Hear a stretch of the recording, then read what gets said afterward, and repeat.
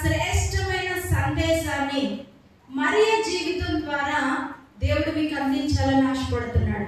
కానా వివాహంలో యేసు ప్రభు మొట్టమొదట తన యొక్క సూచక క్రియను జరిగించాడంట. ఇక్కడ మరియ ఒక సూత్రం చెప్తా ఉంది, చాలా చిన్న సూత్రం. ఇప్పుడు చూడండి, లెక్క ఎంత పెద్దదైనా సూత్రం మాత్రం ఎంత ఉంటుంది? లెక్కను బట్టి పెద్దగా ఉంటాయా? చదువుకున్న వాళ్ళు చెప్పాలి. సూత్రం చిన్నదే, ఫార్ములా ఎంత చిన్నగా ఉన్నా లెక్క మాత్రం పెద్దగానే ఉంటది. కానీ దానికి వచ్చే ఆన్సర్ కరెక్ట్ గా రావాలంటే ఆ చిన్న సూత్రాన్ని నువ్వు వాడితేనే వస్తుంది. పెద్ద ప్రసంగం చేయట్లేదు మరియమ్మ, చాలా చిన్ని మాట, చిన్ని సూత్రం చెప్తుంది. సువార్త 2వ అధ్యాయం 5వ వచనం. ఆయన తల్లి పరిచారకులను చూచి ఆయన మీతో చెప్పునది చేయుడనెను. అక్కడ ఏమంటుంది మరియా? ఆయన మీతో చెప్పునది చేయుడి. ఇక్కడ ఈ మరియమ్మ చెప్తున్న మాట ఈరోజు చాలా గొప్ప విషయాన్ని మనకి నేర్పిస్తా ఉంది. మనం అనుకుంటాం చాలా సార్లు మన కళ్ళకు కనిపించిన దాన్ని నమ్ముతాం కదా. కళ్ళకి ఏది కనిపిస్తుందో దాన్ని నమ్మడానికి ఇష్టపడతాం. ఇప్పుడు అబ్రహాం ఉన్నాడు, మనకు తెలుసు. అబ్రహాంని దేవుడు ఈ ప్రాంతాన్ని విడిచిపెట్టి నువ్వు వెళ్ళిపో, నేను చూపించే దేశానికి నువ్వు వెళ్ళు అని దేవుడు చెప్పినప్పుడు, ప్రభా నేను ఎక్కడికి వెళ్ళాలో నాకు ముందే చూపించు, ఏ ఇంటికి వెళ్ళాలి, ఏ దేశానికి వెళ్ళాలి, ఎంత ప్రయాణం పడతారు, నేను ఎంత డబ్బు పట్టుకొని వెళ్ళాలి, అక్కడ నన్ను పరిచయం చేసుకునే వాళ్ళు ఉన్నారా, నాకు ఎవరన్నా రిసీవ్ చేసుకుంటారా, లేకపోతే నాకు రూట్ మ్యాప్ ముందే చెప్పే అని అడిగాడా? ఏం అడగలే. ఎక్కడికి వెళ్ళమన్నాడో అక్కడికి వెళ్ళిపోయాడు, బయలుదేరిపోయాడు వెంటనే. అంటే చూడకుండా నమ్మేదాన్ని ఏమంటామంటే విశ్వాసం అంటాం. మన కంటికి కనిపించకుండా అదృశ్యంగా ఉన్న దాన్ని ఉంది అని నమ్మడమే విశ్వాసం. మరియ చేసే దాన్ని చూస్తే చాలా ఆశ్చర్యం అనిపిస్తారు. చిన్న ప్రసంగం లేకపోతే చిన్న మాట చెప్తా ఉంది. మనం ఏం చేస్తాం? ఒక గంట ప్రసంగం చేసి ఏమంటాం? మీకు అర్థమైందా? అర్థమైందా లేదా? అర్థం కాకపోతే చెప్పండి, మళ్ళీ చెప్తారు. ఒక గంట ప్రసంగం చేసి ఎన్నిసార్లు అడుగుతున్నాను, అర్థమైందా, అర్థమవుతుందా, మళ్ళీ చెప్పరా అన్నారా లేదా? ఆవిడ ఇంకేం మాట్లాడలేదు, జస్ట్ ఒకే ఒక ప్రసంగం చేసేసింది, ముగించేసింది. ఏమంటుంది? ఆయన మీతో చెప్పునది చేయుడి, అంతే. దాంతో ముగిసిపోయింది. ఈ చిన్న మాట ఈ దినం క్రైస్తవ మానవాళికి చాలా ఉపయోగకరమైనటువంటి మాట. ఈ చిన్న మాట లేకుండా చాలా కుటుంబాలు, క్రైస్తవ కుటుంబాలు ఏమైపోతున్నాయంటే చెల్లా చెదిరైపోతున్నాయి, నాశనం అయిపోతున్నాయి, చెదిరిపోతున్నాయి. ఒక్క మాట అనేక మంది కుటుంబాలను కాపాడేదిగా ఉంది.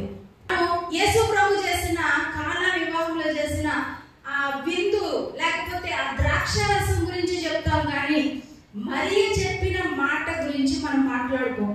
కానీ ఈరోజు నేను ఏది హైలైట్ చేసి చెప్పాలనుకున్నానంటే, మరియ అంటుంది ఆయన మీతో చెప్పునది చేయుడి. ఈ చిన్న మాట, ఈ 4 పదాలు 4 దిక్కులుగా ఉన్న నీ జీవితాన్ని సరిచేస్తారు. ఆ ఒక్క పదం కనుక మనం మన జీవితానికి అన్వయించుకుంటే మన జీవితాలు ఎంత ఆశీర్వాదకరంగా మారిపోతాయి. మన స్థాయి ఎంత పెరిగిపోయింది అని అంటే దేవునికే సలహా ఇచ్చే స్థాయికి పెరిగిపోయింది కదా. చాలాసార్లు ఏం చేస్తాం? ప్రభా నాకు సహాయం చేయి, అక్కడ దాకా బాగానే ఉంది. ప్రభా పలానా వ్యక్తిని తీసుకురా, అతను నా దగ్గరికి తీసుకురా, అతని మనసు కరిగించు, నా మీద దయ పుట్టించు, అతను నేను అడగగానే నాకు సహాయం చేయాలి, అతను నా దగ్గరికి రప్పించు, ఇలాగ నువ్వు సహాయం చేయి. దేవుని సహాయం అడుగుతాం, కానీ ఎలా అడుగుతున్నాం? ఆయనకి సలహా ఇస్తున్నాం. కానీ బైబిల్ గ్రంథంలో ఏమని ఉంది అని అంటే, ఆయనకు మంత్రి అయి సలహా చెప్పగలవాడు ఎవడు? దేవుడికి మనం మంత్రిగా ఉండగలమా? దేవుడికి మంత్రిగా పని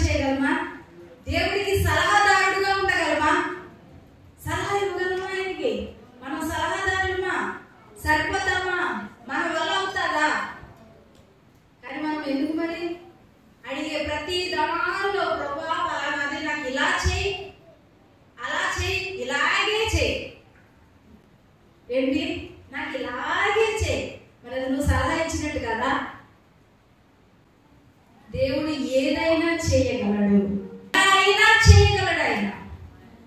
కానీ మనం ఏం చేస్తామంటే యేసు ప్రభుకే సలహాలు ఇస్తూ ఉంటాం. ఆయన ఎలా చేస్తే మన ప్రార్థన కూడా అంతే. చాలాసార్లు మనం చేసే ప్రార్థన ఎలా ఉంటుంది? మనం అడిగే సమస్యల గురించి దేవుడికి ఏమని సలహా ఇస్తున్నాం? కాదు. ఈరోజు దేవుడికి సలహా ఇచ్చే వ్యక్తులుగా మనం ఉండకూడదు. జిగట మన్ను పట్టుకున్న ఆ కుమ్మరి వారి చేతిలో మట్టి ఎలా అయితే తనకి ఇష్టమైనట్టు మార్చుకుంటాడో, దేవుడు కూడా నిన్ను అలాగే మార్చుకుంటాడు ఆయనకి ఇష్టమైనట్టు. దేవుడికి సలహా ఇచ్చే వ్యక్తులు మనం కాదు. అందుకనే మరి ఏమంటది? ఆయన మీతో చెప్పినది చేయుడి. దేవుడు చెప్పింది మనకి కష్టంగా ఉంటాయి కదా.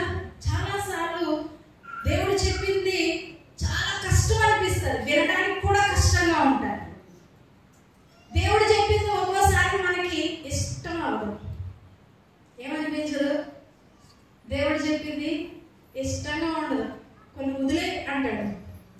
వదిలే అన్నప్పుడు ఎలా ఉంటుంది? పెయిన్ వస్తా ఉండదు. ఎలా వదిలేస్తావు బ్రోవా?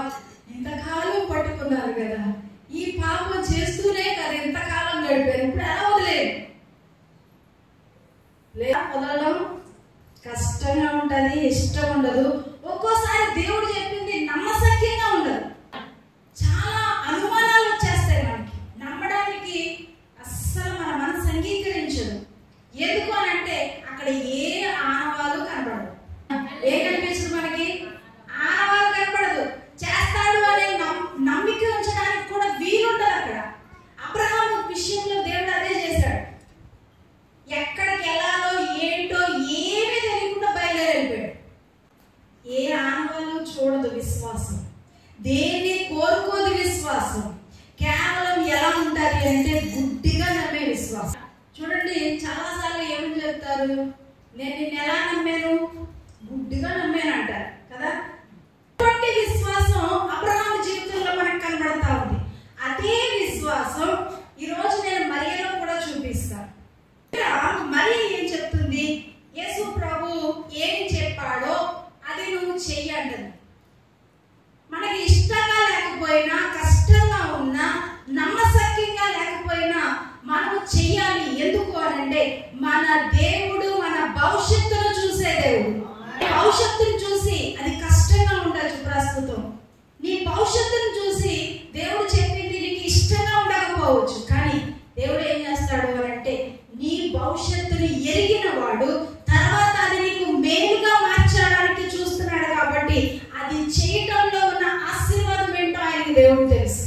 ఏమనుకుంటామంటే ఇప్పుడున్న పరిస్థితిని బట్టి నేను చెయ్యలేను, నాకు కష్టం, నా వల్ల కాదు, నాకు ఇష్టంగా లేదు, నాకు నమ్మశక్యంగా లేదు, దేవుడు చేస్తాడు అనే నమ్మిక నాకు లేదు. ఇక్కడ కానా వివాహానికి ఎవరెవరిని పిలిచారు అని అంటే మరియను, యేసును, ఆయనతో ఉన్న శిష్యులు పిలిచారట. అప్పటికి యేసుకి ఇంకా ఏ గుర్తింపు రాలేదు. ఏ సూచక క్రియ కూడా యేసు ప్రభు అప్పటికి చేయలేదు. ఎవరిని బట్టి యేసు ప్రభుకి మర్యాద వచ్చింది? అక్కడ మరియని బట్టి వచ్చింది. ఎందుకు? అందరు ఏమనుకుంటున్నారు? మరియ కుమారుడు అనుకుంటున్నారు, కానీ యేసు ప్రభు దైవ కుమారుడని అప్పటికి ఇంకా వారు గుర్తించలేదు. అక్కడ ఏమైపోయింది? పెండ్లి విందులో ఏం కొదువైంది? ద్రాక్షరసం అయిపోయింది. ఆ దినాల్లో యూదుల యొక్క ఆచారం ఏంటి అంటే వచ్చిన ప్రతి ఒక్కొక్కరికి ఏం చేయాలి? ద్రాక్షరసం ఇవ్వాల్సిందే. అది వాళ్ళ ఆనవాయితీ. ఒకవేళ ద్రాక్షరసం తక్కువైంది అనుకోండి, అది వాళ్ళకి ఏంటి అంటే అవమానకరంగా భావిస్తారు. ఇప్పుడు ద్రాక్షరసం అయిపోయింది. ఎందుకు అయిపోయింది? కారణం చెప్పండి. ఒక్కదాన్నే పిలిచారు, నన్ను రమ్మంటే నేను నాతో పాటు ఒక 20 మందిని వేసుకుని వెళ్ళిపోయాను అనుకోండి, ఏమనుకుంటాడు పిలిచినవాడు? ఈ మహాదల్ని ఒక్కదాన్ని పిలిస్తే ఇప్పుడు ఎంతమందిని తీసుకొచ్చింది? 20 మందిని తీసుకొచ్చింది అని గబగబా లోపలికి వెళ్ళి ఏం చూస్తాడు? బిర్యానీ ఉందా లేదా, సరిపోద్దా. ఇక్కడ కూడా ఏం జరిగింది అంటే ఆ కానా వివాహానికి పిలువబడిన వాళ్ళు అయితే జనాలు ఎక్కువ వచ్చేసారు. ఎక్కువ రావడం వల్ల ఏమైపోయింది? ద్రాక్షారసం తగ్గిపోయింది. ఎవరికి చెప్పారు ద్రాక్షారసం అయిపోయింది అని? ప్రభు కాదు, మరియమ్మకి చెప్పారు. ఇప్పుడు మరియమ్మ ఎవరికి చెప్తుంది? యేసు ప్రభువుకి చెప్తుంది. ఏం చెయ్యాలి అంటే మరియమ్మ ఏమనాలి? అప్పటికి యేసు ప్రభు ఇంకా ఏ సూచక క్రియ చేయలేదు. ఇప్పుడు మరియమ్మ దగ్గరికి వచ్చి ద్రాక్షారసం అయిపోయింది అనగానే మరియమ్మ ఏమనాలి? నాకు చెప్తున్నారు ఏంట్రా బాబు, ఏం చేయండి, ద్రాక్షారసం అయిపోయింది అంటే దాంట్లో ఏం కలపచ్చు? ఇప్పుడు పెళ్లిలో అన్ని అయిపోతాయి కానీ 2 ఐటమ్స్ మాత్రం అవ్వవు. ఏంటవి? సాంబారు, పెరుగు చట్నీ. సాంబార్ అయిపోయింది అనుకో, దాంట్లో వేడి నీళ్ళు పోసేస్తారు. పెరుగు చట్నీ అయిపోయింది అనుకోండి, చన్నీళ్ళు పోసేస్తారు. ఇక్కడ ద్రాక్షారసం అయిపోయింది. ఇప్పుడు మరియమ్మ ఏమని సలహా చెప్పాలి వాళ్ళకి? నాకు చెప్తున్నారు ఎట్లా, ఏదో ఒక గిన్నె నీళ్ళు పోసేయండి, నీళ్ళు కలిపేయండి. ద్రాక్షారసం అయిపోతే చాలా ఈజీ. ఏం చేయొచ్చు? మన సాంబార్లో నీళ్ళు పోసినట్టు ద్రాక్షారసంలో నీళ్ళు పోయొచ్చు. ఆ సలహా ఇవ్వచ్చు. కానీ మరి చూడండి, అక్కడ ఉన్నటువంటి సమస్యని ఎంత చక్కగా క్యారీ చేస్తుంది, ఎంత చక్కగా మోస్తుందో చూడండి. నీళ్లు పోయమని సలహా ఇచ్చిందామా? ఇవ్వలేదు. ఎంత విచిత్రం అనిపిస్తుందో. అంటే ఇక్కడ చూడండి, మరియకి యేసు ప్రభు అద్భుతం చేస్తాడు అన్న విషయం తెలియదు. గొప్ప కార్యాలు జరిగిస్తాడు అని చెప్పడానికి, విశ్వసించడానికి ముందు ఇంకేమి చేయలేదు ఆయన. యేసు ప్రభు ఏ సూచక్రియ అప్పటికి చేయలేదు. కానీ ఇప్పుడు ఎవరి దగ్గరికి వెళ్ళి అడుగుతుంది? ఇప్పుడు మరియమ్మ యేసు ప్రభు దగ్గరికి వెళ్ళి చెప్తుంది, ద్రాక్షారసం అయిపోయింది అని చెప్పగానే యేసు ప్రభు, అయ్యో ద్రాక్షారసం అయిపోయిందా అమ్మ, నువ్వు నా దగ్గరికి వచ్చి అడుగుతున్నావా, నేను వెంటనే నీకు అద్భుతం చేస్తాను అన్నాడా? ఏమన్నాడు? చదవండి. యేసు ఆమెతో, అమ్మా, నాతో నీకేమి పని, నా సమయం ఇంకనూ రాలేదని. ఎంత విచిత్రం అనిపిస్తుందో. యేసు ప్రభు దగ్గరికి మరియమ్మ ఒక తల్లిలాగా వెళ్ళి అడిగింది.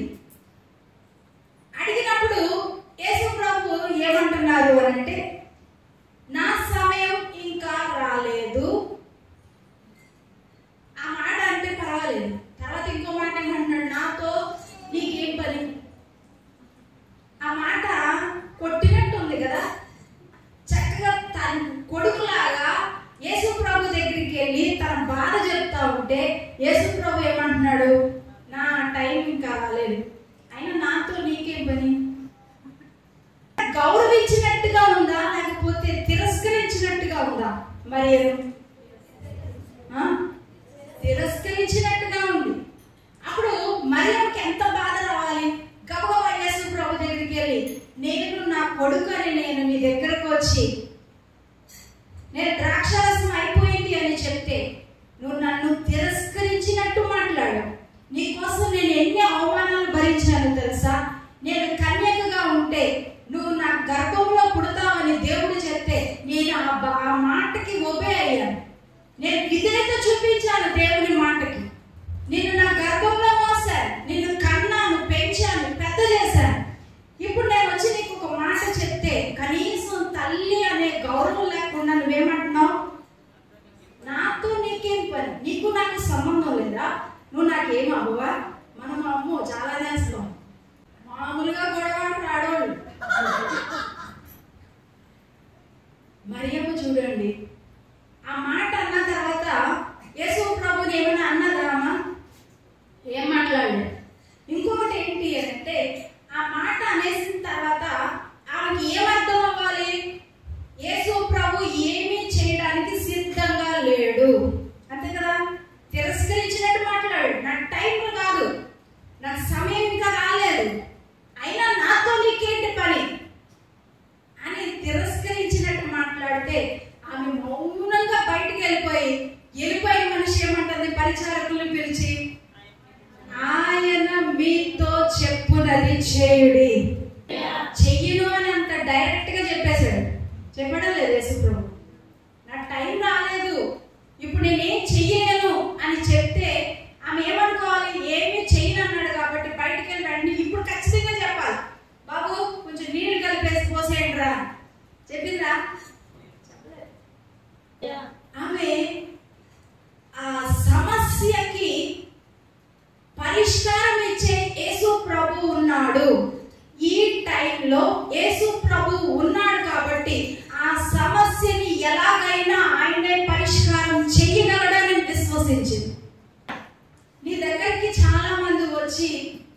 వాళ్ళ యొక్క సమస్యల్ని చెప్పినప్పుడు నా వల్ల అవ్వదు, ఈ సమస్యకి పరిష్కారం నేను చూపించలేను అనే సమాధానం నీ దగ్గర నుండి రాకూడదు. ఎందుకో తెలుసా? నీ దగ్గర సమస్యను పరిష్కరించే వ్యక్తి ఉన్నాడు, ఆయనే మన ప్రభువైన యేసుక్రీస్తు. అది ఎవరు విశ్వసిస్తున్నారు? ఇప్పుడు మరియమ్మ విశ్వసిస్తుంది. యేసు ప్రభు డైరెక్ట్ గా చెప్పేశాడు, నా వల్ల ఏమీ జరగదు, నాతో నీకేంటి పని, నా టైం రాలేదు, నేనేం చేయలేని డైరెక్ట్ గా చెప్తే, అయినా కానీ బయటికి వెళ్ళాలి. ఆయన మీతో ఏం చెప్పాడు చేయండి అంటే ఆమె లోపల ఏముంది? అద్భుతం చేస్తాడు అని నమ్మింది. ఆనవాళ్ళు కనబడుతుంది అక్కడ. ఏదైనా చేస్తాను అని హామీ ఇచ్చాడా యేసు ప్రభు? బయటికి వెళ్ళి గిన్నెలు నింపండి చెప్పడానికి అసలు నాతో నీకేం పనమ్మా బాబు, నువ్వు వెళ్ళి నీ పని చూసుకో అన్నట్టుగా చెప్తే పక్కకి వెళ్ళి ఆడ చెప్పాటది. పరిచారకులను పిలిచింది. పిలిచి ఇప్పుడు అంటది, ఆయన మీతో ఏం చెప్తాడు అది చేయండి. అసలు ఎంత విశ్వాసం వచ్చిందో చూడండి యేసు ప్రభు మాట మీద. అక్కడ ఆనవాళ్ళు లేదు, హామీ లేదు, చేస్తానని చెప్పలేదు, ఏమీ లేదు. కానీ ఎంత చక్కగా విశ్వసిస్తుంది. యేసు ప్రభు నీ దగ్గర ఉన్నాడు. సమస్య వచ్చినప్పుడు నువ్వు ఎవరిని ఆశ్రయిస్తున్నావు? నీ దగ్గర ఉన్న యేసు దగ్గరికి వెళ్తున్నావా? ఆమె దగ్గర యేసు ప్రభు ఉన్నాడు. ఆ సమస్యకి పరిష్కరించడానికి నీళ్లు కూడా ఉన్నాయి. ద్రాక్షరసంలో నీళ్లు కలిపితే సరిపోద్ది, పోసేయచ్చు. కానీ ఆ సమస్యని అలాగా తీర్చడం ఆమెకి ఇష్టం లేదు. సమస్యకి పరిష్కారం ఇచ్చే యేసు ప్రభు దగ్గరికే వెళ్తుంది.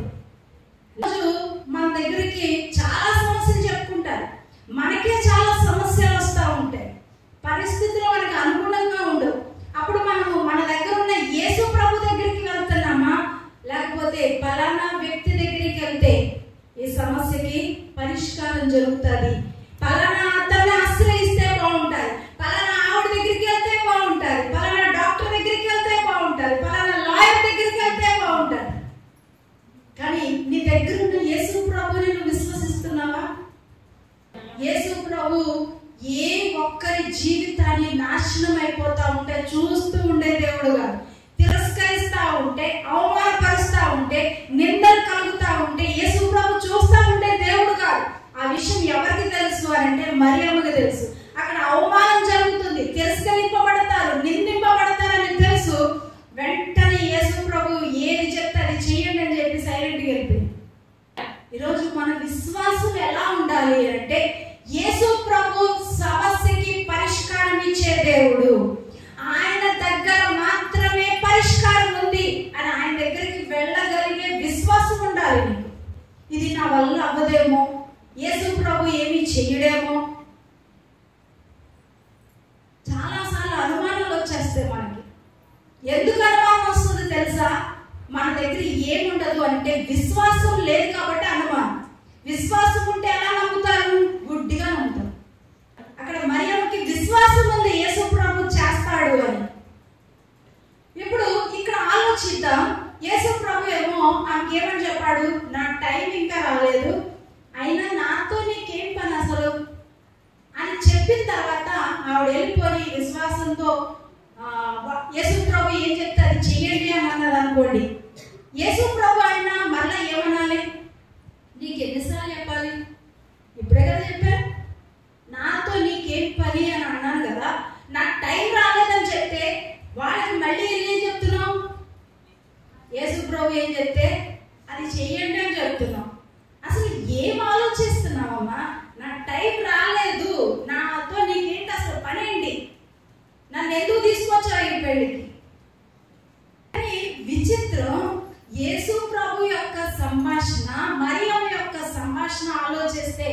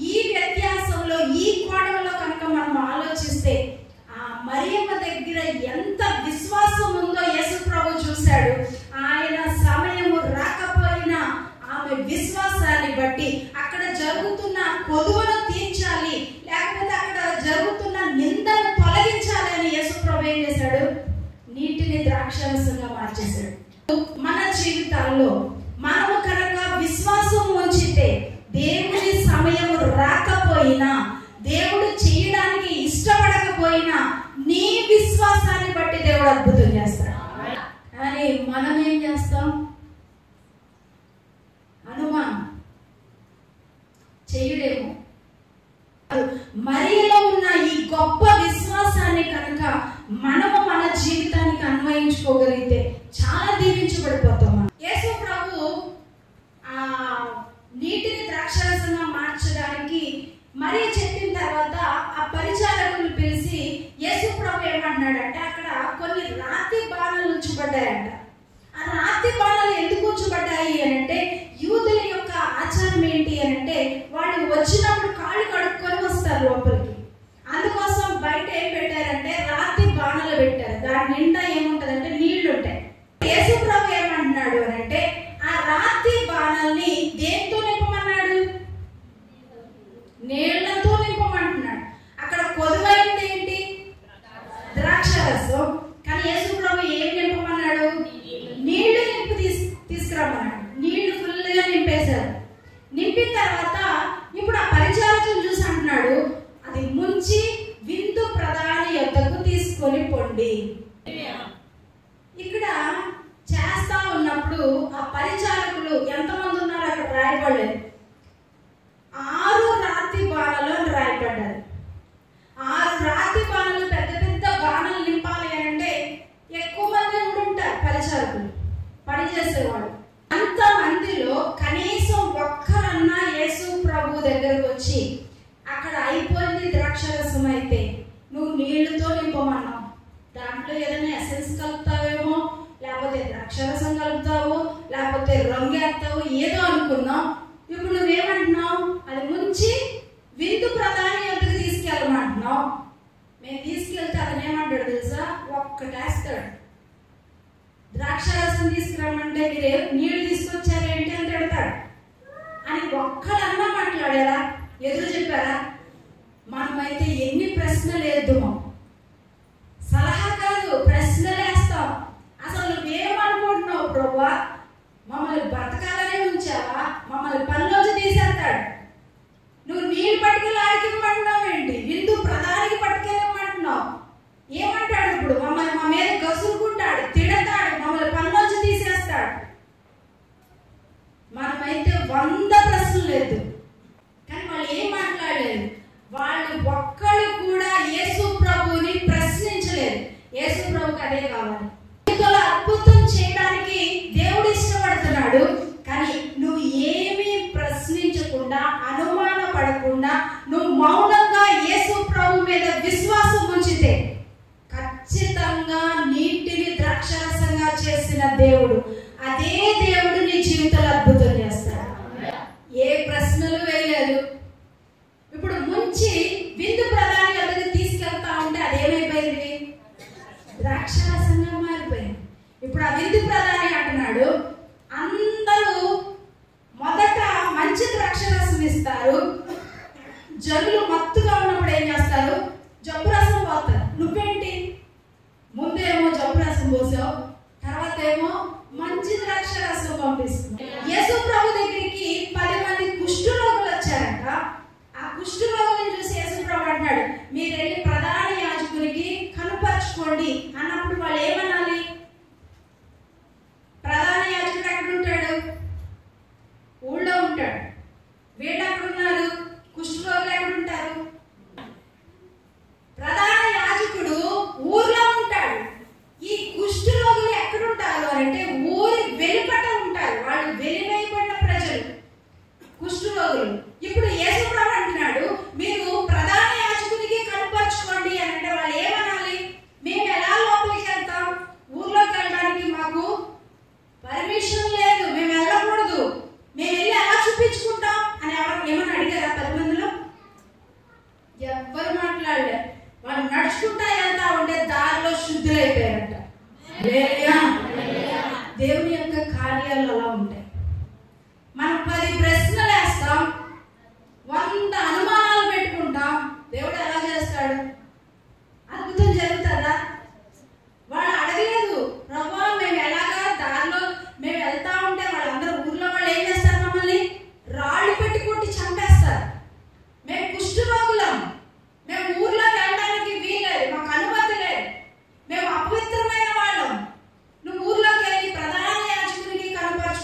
నో, అది సాధ్యం కాదు అని చెప్పారా?